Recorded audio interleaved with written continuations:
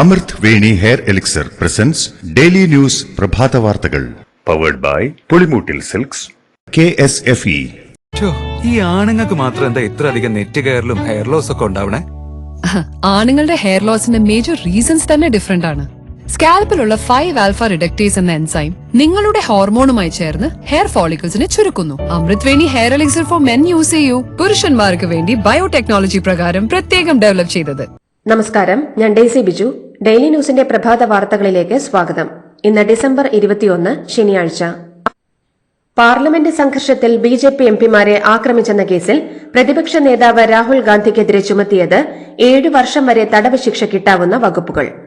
ജീവൻ അപായപ്പെടുത്തും വിധം പെരുമാറി, മനഃപൂർവ്വം മുറിവേൽപ്പിച്ചു, ഭീഷണിപ്പെടുത്തി തുടങ്ങി 5 വകുപ്പുകൾ ചുമത്തിയാണ് രാഹുലിനെതിരെ കേസെടുത്തിരിക്കുന്നത്. കേസ് പാർലമെന്റ് പോലീസ് ക്രൈംബ്രാഞ്ചിന് കൈമാറി. അതേസമയം BJP എംപിമാർക്കെതിരെ കോൺഗ്രസ് വനിതാ എംപിമാർ നൽകിയ പരാതിയും ക്രൈംബ്രാഞ്ചിന് കൈമാറി. പക്ഷേ ഇവർക്കെതിരെ കേസെടുത്തിട്ടില്ല. പാർലമെന്റ് സംഘർഷത്തിൽ രാഹുൽ ഗാന്ധിക്കെതിരെ സ്വമേധയാ കേസെടുത്ത് ദേശീയ വനിതാ കമ്മീഷൻ. നാഗാലാന്റ് വനിതാ എംപിയുടെ ആരോപണത്തിലാണ് നടപടി. വനിതാ എംപിമാരുടെ അന്തസ്സ് സംരക്ഷിക്കാൻ സഭാ അധ്യക്ഷന്മാർ ഉടനടി നടപടികൾ സ്വീകരിക്കണമെന്നും ദേശീയ വനിതാ കമ്മീഷൻ അധ്യക്ഷ വിജയ് രഹത്തർ ആവശ്യപ്പെട്ടു. കൊപ്രയുടെ താങ്ങുവില ഉയർത്തി കേന്ദ്ര സർക്കാർ. 2025 സീസണിൽ ഫെയർ ആവറേജ് ക്വാളിറ്റി മില്ലിംഗ് കൊപ്രയുടെ താങ്ങുവില ക്വിന്റലിന് 11,582 രൂപയായാണ് നിശ്ചയിച്ചിരിക്കുന്നത്. ഉണ്ടക്കൊപ്രയുടെ താങ്ങുവില ക്വിന്റലിന് 12,100 രൂപയായും നിശ്ചയിച്ചു. ആഭ്യന്തര അന്താരാഷ്ട്ര വിപണികളിൽ നാളികേര ഉൽപ്പന്നങ്ങൾക്കായുള്ള വർദ്ധിച്ചുവരുന്ന ആവശ്യം പരിഹരിക്കുന്നതിന് കൊപ്ര ഉൽപാദനം കൂട്ടാൻ കർഷകരെ പ്രോത്സാഹിപ്പിക്കുമെന്നും സാമ്പത്തിക കാര്യ മന്ത്രിസഭാ സമിതി അറിയിച്ചു. വയനാട് പുനരധിവാസത്തിനായി വ്യവഹാരങ്ങളില്ലാത്ത ഭൂമി എത്ര വില കൊടുത്തും സർക്കാർ ഏറ്റെടുക്കുമെന്ന് റവന്യൂ മന്ത്രി കെ രാജൻ.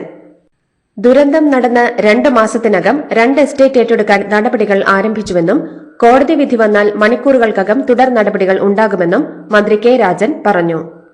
പുനരധിവാസം സമയബന്ധിതമായി തന്നെ നടപ്പിലാക്കുമെന്നും മന്ത്രി ഉറപ്പു നൽകി. വയനാട് ഉരുൾപൊട്ടൽ ദുരന്തബാധിതരുടെ പുനരധിവാസത്തിൽ ടൌൺഷിപ്പിനുള്ള ഗുണഭോക്താക്കളുടെ ആദ്യഘട്ട പട്ടികയിൽ 388 കുടുംബങ്ങൾ.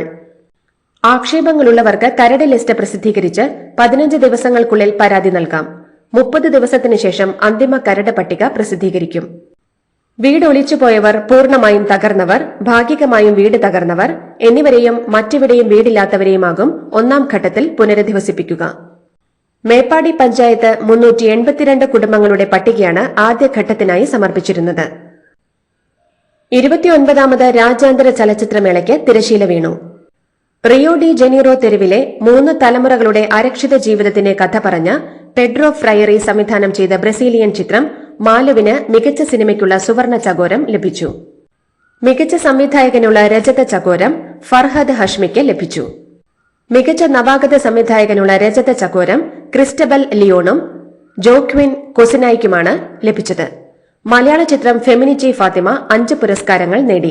മുഖ്യമന്ത്രി പിണറായി വിജയനാണ് പുരസ്കാരങ്ങൾ സമ്മാനിച്ചത്. ക്രിസ്തുമസ് പരീക്ഷാ ചോദ്യപേപ്പർ ചോർച്ചയിൽ ക്രൈംബ്രാഞ്ച് കേസെടുത്തു. കൊടുവള്ളി ആസ്ഥാനമായുള്ള MS സൊല്യൂഷൻസിനെതിരെ ഗൂഢാലോചന ഉൾപ്പെടെയുള്ള 7 വകുപ്പുകൾ ചുമത്തിയാണ് കേസ്. സമുദായ സംഘടനകളോട് രാഷ്ട്രീയ നേതാക്കൾ എപ്പോഴും അടുപ്പം പുലർത്തണമെന്നും സാമുദായിക നേതാക്കന്മാരുമായി ഏതെങ്കിലും തരത്തിലുള്ള പ്രശ്നങ്ങൾ നിലനിൽക്കുന്നുണ്ടെങ്കിൽ അത് പറഞ്ഞവസാനിപ്പിക്കണമെന്നും അതിന് രമേശ് ചെന്നിത്തലയെ മാതൃകയാക്കണമെന്നും SNDP general secretary Vellappally Natesan. Mannam ജയന്തിയോടനുബന്ധിച്ച് നടത്തുന്ന പൊതുസമ്മേളനത്തിൽ മുഖ്യപ്രഭാഷകനായി ചെന്നിത്തലയെ NSS ക്ഷണിച്ചതിന് പിന്നാലെയാണ് വെള്ളാപ്പള്ളിയുടെ പ്രതികരണം. അതേസമയം പ്രതിപക്ഷ നേതാവിന് വേണ്ട മെയ് വഴക്കം VD സതീശന് ഇല്ലെന്നും അദ്ദേഹത്തിന്റെ നാക്ക് മോശമാണെന്നും പക്വതയില്ലാതെ വെറുപ്പ് വിലക്കി വാങ്ങുന്ന ആളാണ് പ്രതിപക്ഷ നേതാവെന്നും വെള്ളാപ്പള്ളി കുറ്റപ്പെടുത്തി.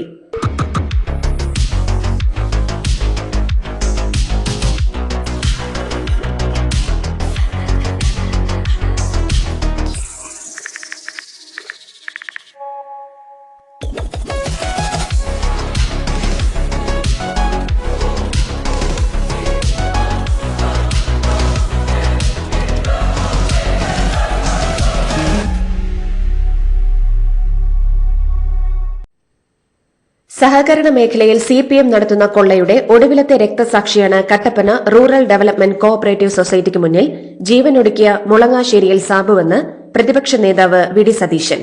ചെറുകിട കച്ചവടക്കാരനായ സാബു ജീവിതകാലം മുഴുവൻ സമ്പാദിച്ച 25 ലക്ഷം രൂപയാണ് കട്ടപ്പന സഹകരണ ബാങ്കിൽ നിക്ഷേപിച്ചതെന്നും രോഗബാധിതനായി ആശുപത്രിയിൽ പ്രവേശിപ്പിക്കപ്പെട്ട ഭാര്യയുടെ ചികിത്സാ ചെലവുകൾക്ക് നിക്ഷേപം മടക്കി നൽകണമെന്ന് ആവശ്യപ്പെട്ടെങ്കിലും ബാങ്ക് അതിന് തയ്യാറായില്ലെന്നും തന്റെ മരണത്തിന് ഉത്തരവാദി ബാങ്ക് സെക്രട്ടറിയും ജീവനക്കാരായ രണ്ടുപേരുമാണെന്നും സാബുവിന്റെ ആത്മഹത്യാക്കുറിപ്പിലുണ്ടെന്നും അദ്ദേഹം വ്യക്തമാക്കി.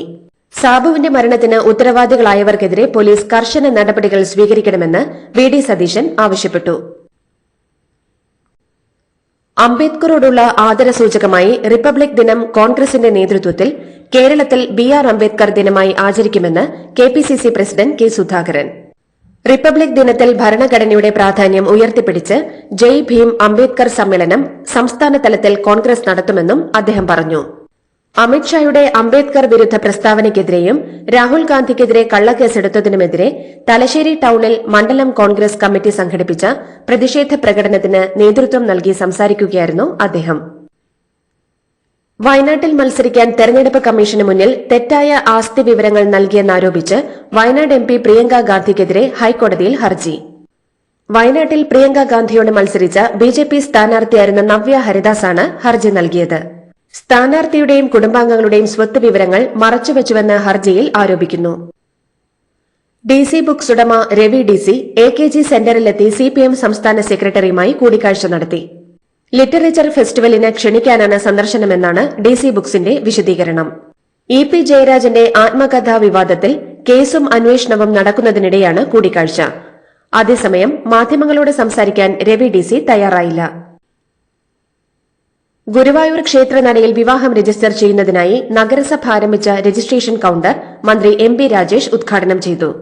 ദേവസ്വത്തിന്റെ സഹകരണത്തോടെ ദേവസ്വത്തിന്റെ വൈജയന്തി കെട്ടിടത്തിലാണ് വിവാഹ രജിസ്ട്രേഷൻ കൌണ്ടർ ആരംഭിച്ചത്. ഇതോടെ ക്ഷേത്രനടയിൽ വിവാഹിതരാകുന്ന ദമ്പതികൾക്ക് രജിസ്ട്രേഷൻ കേന്ദ്രത്തിലെത്തി ഉടൻ സർട്ടിഫിക്കറ്റ് കൈപ്പറ്റാനാകും. ബോബി ചെമ്മണ്ണൂരിന്റെ നേതൃത്വത്തിൽ ഡിസംബർ 31 വൈകിട്ട് വയനാട് മേപ്പാടിയിൽ സംഘടിപ്പിക്കുന്ന ബോച്ചെ സൺബേൺ മ്യൂസിക്കൽ ഫെസ്റ്റിവലിന് ഹൈക്കോടതിയുടെ സ്റ്റേ. ജില്ലാ കളക്ടർ നൽകിയ റിപ്പോർട്ടിന്റെ അടിസ്ഥാനത്തിലാണ് നടപടി. പരിപാടിക്ക് അനുമതി നൽകരുതെന്ന് ജില്ലാ പോലീസ് മേധാവി, ജില്ലാ കളക്ടർ, മേപ്പാടി പഞ്ചായത്ത് എന്നിവർക്ക് കോടതി നിർദ്ദേശം നൽകി. ചൂരൽമല മുണ്ടക്കൈ ദുരന്തം സംഭവിച്ചതിന് കിലോമീറ്ററുകൾ അകലെയാണ് 20,000 പേർ പങ്കെടുക്കുന്ന പരിപാടി പ്രഖ്യാപിച്ചത്. 6 വയസ്സുകാരൻ ഷെഫീഖിനെ കൊലപ്പെടുത്താൻ ശ്രമിച്ച കേസിൽ അച്ഛനും രണ്ടാനമ്മയ്ക്കും കഠിന തടവ്. കുട്ടിയുടെ പിതാവ് ഷെരീഫ് 7 വർഷവും അമ്മ അനീഷ 10 വർഷവും തടവ് ശിക്ഷ അനുഭവിക്കണം. സംഭവം നടന്ന 11 വർഷങ്ങൾക്ക് ശേഷമാണ് ശിക്ഷാവിധി. മോൾക്ക് ബർത്ത്ഡേ ഗിഫ്റ്റ് വാങ്ങണ്ടേ? ഷോപ്പിൽ കൊണ്ടുപോയി ഇഷ്ടമുള്ള വാങ്ങിക്കൊടുക്കാം. അപ്പൊ ഏട്ടൻ വരുന്നുണ്ടോ? ഗിഫ്റ്റ് കാർഡ് വരും. അതെ, ഓരോ ചിട്ടിയിലും ഒരാൾക്ക് 5000 രൂപയുടെ ഗിഫ്റ്റ് കാർഡ് സമ്മാനം. മെഗാ സമ്മാനമാണെങ്കിലോ പുതുപുത്തൻ ബെൻസ് കാർ, രണ്ടാം സമ്മാനം ഇന്നോവ ക്രിസ്റ്റ, അതും 17 ഇത്തവണ സമ്മാനങ്ങളുടെ നക്ഷത്ര തിളക്കവുമായി KSFE ഗാലക്സി ചിട്ടികൾ. ഭാര്യയെ കൊന്ന് ശരീരഭാഗങ്ങൾ ബാഗിലാക്കി ഉപേക്ഷിക്കാൻ കൊണ്ടുപോയ ഭർത്താവ് അറസ്റ്റിൽ. കന്യാകുമാരി ജില്ലയിലെ 5 ഗ്രാമത്തിലാണ് നാടിനെ ഞെട്ടിച്ച ദാരുണമായ കൊലപാതകം നടന്നത്. 5 ഗ്രാമം സമീനപുരം സ്വദേശിയായ മരിയ സന്ധ്യയാണ് കൊല്ലപ്പെട്ടത്. സംഭവത്തിൽ ഭർത്താവ് മാരിമുത്തുവിനെ പോലീസ് അറസ്റ്റ് ചെയ്തു. മധ്യപ്രദേശിലെ മെൻഡോറിയിൽ ഉപേക്ഷിക്കപ്പെട്ട കാറിൽ നിന്ന് 42 കോടിയോളം രൂപ വില വരുന്ന 52 കിലോയോളം സ്വർണവും 10 കോടി രൂപയും കണ്ടെടുത്തു. ആരാണ് പണവും കാറും പ്രദേശത്ത് ഉപേക്ഷിച്ചതെന്ന് പോലീസിലെയും ആദായ നികുതി വകുപ്പിലെയും ഉദ്യോഗസ്ഥർക്ക് ഇതുവരെ കണ്ടെത്താനായിട്ടില്ല. സനാതനധർമ്മത്തിന്റെ ആരാധനാലയങ്ങളെ അശുദ്ധമാക്കാൻ ശ്രമിക്കുന്നവർ ഭൂമിയിൽ നരകം സൃഷ്ടിക്കാനുള്ള ഗൂഢാലോചന നടത്തുകയാണെന്ന് ഉത്തർപ്രദേശ് മുഖ്യമന്ത്രി യോഗി ആദിത്യനാഥ്. ബംഗ്ലാദേശിലെ ഹിന്ദുമത കേന്ദ്രങ്ങൾക്ക് നേരെയുണ്ടായ ആക്രമണത്തെ പരാമർശിച്ച അദ്ദേഹം ഇത് ഭൂമിയിൽ നരകമുണ്ടാക്കാനുള്ള ഗൂഢാലോചനയാണെന്നും പ്രതികരിച്ചു. ലോകസമാധാനം സ്ഥാപിക്കാനുള്ള ഏകമാർഗം സനാതനധർമ്മമാണെന്നും മുഖ്യമന്ത്രി ആവർത്തിച്ചു. നിരാഹാര സമരം നടത്തുന്ന കർഷക നേതാവ് ജഗ്ജിത് സിംഗ് ദല്ലേവാളിന്റെ ആരോഗ്യം പഞ്ചാബ് സർക്കാരിന്റെ ഉത്തരവാദിത്വമാണെന്നും അദ്ദേഹത്തിന്റെ ആരോഗ്യനില പരിശോധിക്കാനുള്ള സംവിധാനം ഒരുക്കണമെന്നും സുപ്രീംകോടതി. 25 ദിവസമായി നിരാഹാര സമരം തുടരുന്ന ദല്ലേവാൾ കഴിഞ്ഞ ദിവസം ബോധരഹിതനായി വീണിരുന്നു. അദ്ദേഹത്തിന്റെ ജീവൻ ഒരു നൂലിൽ തൂങ്ങിക്കിടക്കുന്ന അവസ്ഥയിലാണെന്ന് ഡോക്ടർമാർ പറഞ്ഞതിന് പിന്നാലെയാണ് സുപ്രീംകോടതിയുടെ നിരീക്ഷണം ഉണ്ടായിരിക്കുന്നത്. ഇലക്ട്രോണിക് വോട്ടിംഗ് മെഷീനുകൾക്കെതിരെ പ്രതിപക്ഷം വിമർശനം ശക്തമാക്കുന്ന പശ്ചാത്തലത്തിൽ EVMകൾ പരിശോധിക്കണമെന്നാവശ്യപ്പെട്ടുള്ള ഹർജിയിൽ സുപ്രീംകോടതി അടുത്ത മാസം വാദം കേൾക്കും. ഹരിയാന മുൻ മന്ത്രിയും കോൺഗ്രസ് നേതാവുമായ കരൺ സിംഗ് ദലാൽ അടക്കമുള്ളവർ സമർപ്പിച്ച ഹർജി പരിഗണിച്ചാണ് ചീഫ് ജസ്റ്റിസ് അധ്യക്ഷനായ ബെഞ്ച് ഇക്കാര്യം അറിയിച്ചത്. ജനുവരി 20-ന് ജസ്റ്റിസ് ദത്ത അധ്യക്ഷനായ ബെഞ്ചാണ് ഹർജിയിൽ വാദം കേൾക്കുക. ജയ്പൂർ അജ്മേർ ദേശീയപാതയിലെ ഗ്യാസ് ടാങ്കർ ലോറി അപകടത്തിൽ മരിച്ചവരുടെ എണ്ണം 11ആയി. 45-ലധികം പേർക്ക് പരിക്കേറ്റിട്ടുണ്ട്. 30-ലധികം വാഹനങ്ങൾക്ക് തീപിടിച്ചു. ബസ്സും ട്രക്കും കാറും ഇരുചക്ര വാഹനങ്ങളും അടക്കമുള്ളവയാണ് പൂർണ്ണമായും കത്തിനശിച്ചത്. അമേരിക്കയിൽ നിന്ന് കൂടുതൽ എണ്ണയും ഗ്യാസും വാങ്ങിയില്ലെങ്കിൽ പ്രത്യാഘാതമുണ്ടാകുമെന്ന് യൂറോപ്യൻ യൂണിയനെ ഭീഷണിപ്പെടുത്തി നിയുക്ത അമേരിക്കൻ പ്രസിഡന്റ് ഡൊണാൾഡ് ട്രംപ്. എല്ലാത്തിന്റെയും താരിഫ് കൂടും എന്നാണ് ഭീഷണി. നാറ്റോയ്ക്കുള്ള അധിക ധനസഹായം നിർത്തുമെന്നായിരുന്നു കഴിഞ്ഞ ദിവസത്തെ ഭീഷണി. ചില അമേരിക്കൻ ഉൽപ്പന്നങ്ങളുടെ ഇറക്കുമതിക്ക് ഉയർന്ന നികുതി ഏർപ്പെടുത്തിയാൽ എല്ലാ ഇന്ത്യൻ ഉൽപ്പന്നങ്ങൾക്കും ഉയർന്ന നികുതി ഏർപ്പെടുത്തുമെന്ന മുന്നറിയിപ്പുമായി ട്രംപ് കഴിഞ്ഞ ദിവസം രംഗത്തെത്തിയിരുന്നു. അമേരിക്കൻ പ്രസിഡന്റ് ജോ ബൈഡന്റെ അവസാന ഔദ്യോഗിക വിദേശ സന്ദർശനം മാർപ്പാപ്പയുടെ അടുത്തേക്കാകുമെന്ന് വൈറ്റ് ഹൌസ്.